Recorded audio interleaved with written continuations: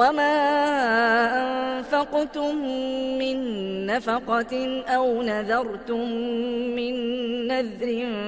فإن الله يعلمه وما للظالمين من أنصار إن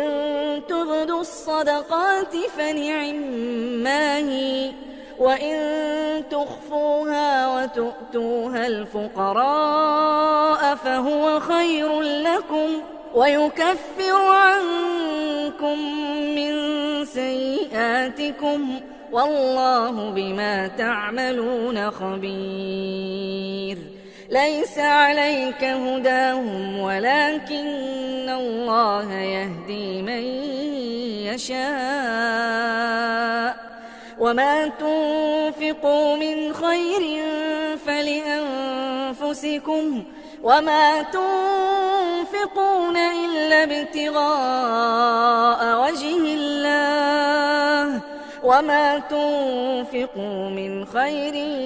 يوفى إليكم وأنتم لا تظلمون للفقراء الذين أحصروا في سبيل الله لا يستطيعون ضربا